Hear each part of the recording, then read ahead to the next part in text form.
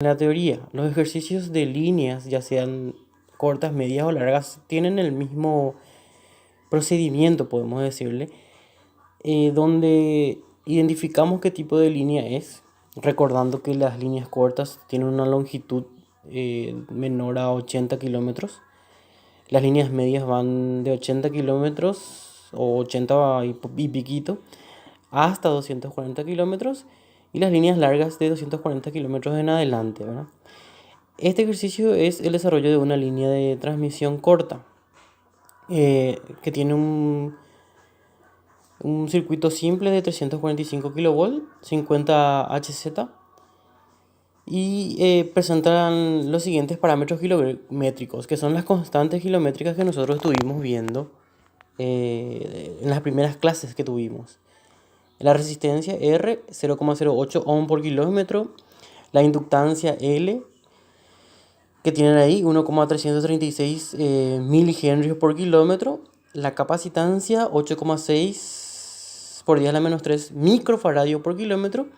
Y la conductancia, que es 3,75 por 10 a la menos 8 Siemens por kilómetro. Recordando el circuito equivalente de las líneas cortas que tenemos, nosotros tenemos en el circuito equivalente un esquema gráfico, ¿verdad? Donde tenemos R y JXL, además los parámetros de entrada y salida de nuestro circuito, que serían BS y BR. O sea que BS es la tensión source o la tensión de salida y BR es la tensión receptor o la tensión de carga, ¿verdad? Todas son tensiones simples que luego dentro del ejercicio vamos a convertir en tensiones trifásicas trifásicas. Bueno, y tenemos dos ecuaciones simples para las ecuaciones que representan al circuito equivalente de las líneas cortas, que serían que BS, que es nuestra tensión source o de salida, es igual al producto entre la impedancia Z por la corriente de la carga más la tensión BR, que sería la tensión en el receptor o en la carga. Y la otra ecuación indica que la IS es igual a la IR, o sea que se representa como un circuito serie en el caso de ser si analizamos como circuito eléctrico. Por eso es que la corriente de salida es igual a la corriente de carga, ¿verdad? Y esas son las dos ecuaciones que tenemos. Bueno, tenemos los datos aquí en el ejercicio y nos pide calcular justamente la corriente en módulo y ángulo en el terminal receptor, o sea, IR. Eso se obtiene a través de la potencia que nos da ahí, porque es la potencia entregada en el terminal receptor. O sea, eso sería PR y te da el factor de potencia unitario, o sea, factor de potencia igual a 1. En el B nos pide la tensión y la corriente en módulo y ángulo en el terminal receptor. Ahí, por ejemplo, tenemos que recordar que la corriente IS sería igual a la corriente IR, ¿verdad? Entonces ya no sería necesario calcular. Luego tenemos que nos pide el factor de potencia en el terminal transmisor, el ángulo de potencia de la línea, el rendimiento de la línea y la regulación de la línea. Bueno, dice la línea tiene una longitud de 40 kilómetros, eso es importante para saber que es una línea corta. Y dice que la tensión en la barra de llegada de la línea es mantenida constante igual a 345 kilovoltios. O sea que lo que tenemos ahí es la tensión en el terminal receptor o la tensión de carga. Bueno, entonces el primer cálculo que se hace es la IR. La IR como fórmula es PR, que sería la potencia en el receptor. Y en el denominador está raíz de 3 por BR, que sería la tensión en el extremo receptor, trifásica.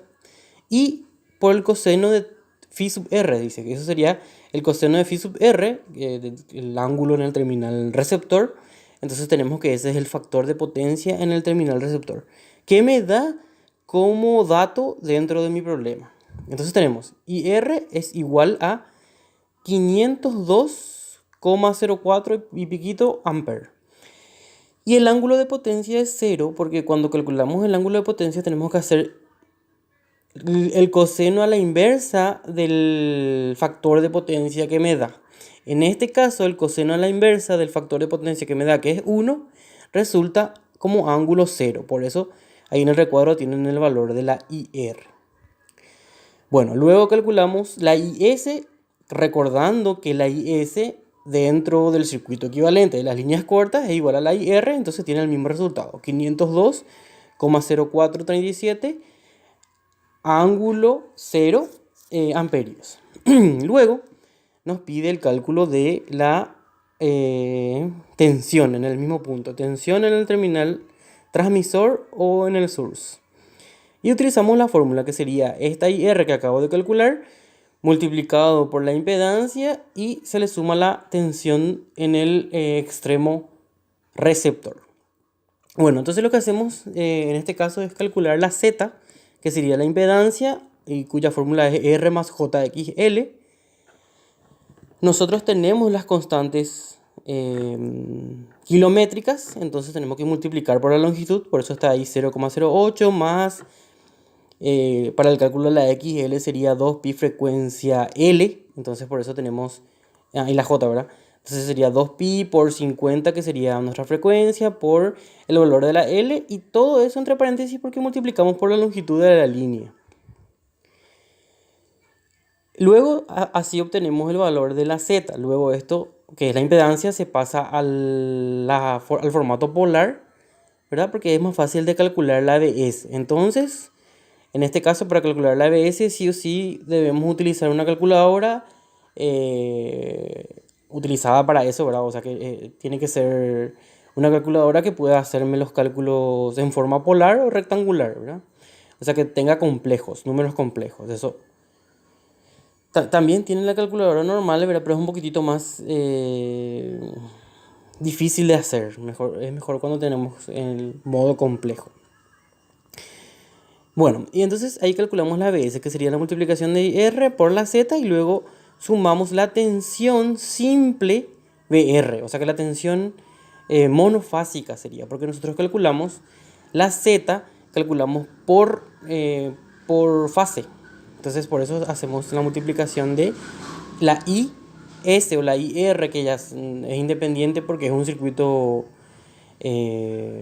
donde la tensión, la corriente es la misma, ya sea en el sistema trifásico o monofásico, ¿verdad? O sea, eso es por la conexión, que es delta o estrella, ¿verdad? Entonces, como en este caso tenemos la conexión estrella, entonces se mantienen los valores de corriente. Bueno, y eso me da el valor de BS, el valor monofásico de BS. O sea que el valor en una fase, que sería 201 kilovoltios. Y un ángulo de 2,4 más o menos. Y eso está en kilovoltios, ¿verdad? 201 kilovoltios. Si yo necesito la tensión trifásica, entonces debo calcular este valor BS por la raíz de 3. Que en otro ejercicio también se suele calcular ese valor trifásico de la tensión source o la tensión en el terminal receptor. En el terminal transmisor, perdón. Luego calculamos el ángulo de potencia de la línea, que sería el ángulo entre la tensión y la corriente en el terminal transmisor. O sea que el ángulo de BS y el ángulo de IS, que es el mismo que el ángulo de IR, ¿verdad? Que es 0 grados porque tenemos factor de potencia unitario. Por eso es que sale 2,4. Y si queremos calcular el factor de potencia, hacemos el coseno de ese valor, que es 2,4, y me sale prácticamente 1, ¿verdad? Pero como yo estoy calculando esa potencia ese factor de potencia, perdón, en el terminal transmisor, entonces me sale 0,9991. Que luego de hacer los cálculos, ¿verdad? Luego de ocurrir la situación real, en realidad lo que me dio que en la carga el factor de potencia sea 1. O sea que este debe ser mi factor de potencia para que el factor de potencia en mi carga sea 1. Bueno, y en el D se calculó el ángulo de potencia. Normalmente se calcula primero el ángulo de potencia para poder calcular el factor de potencia, pero eso ya depende de la bibliografía. Esta bibliografía es de uno de los libros que usamos como base. Luego me pide calcular el rendimiento de mi línea, que sería el valor de la potencia en el terminal receptor o en la carga, dividido la potencia en mi terminal transmisor o source, y eso multiplicado por 100%, ¿verdad? Los 300 megawatts que mencionaba como potencia activa, dividido los 302 megawatts que yo calculé, o hice el cálculo y está aquí arriba, en en esta hoja, que dice que la potencia sería la BS trifásica, por lo que puede ser la IS trifásica, y multiplicado por el factor de potencia, ¿verdad? En realidad, la fórmula más conocida sería raíz de 3B, la raíz de 3, perdón, BS trifásica, ¿verdad? Por la IS, porque ahí, como estamos en el formato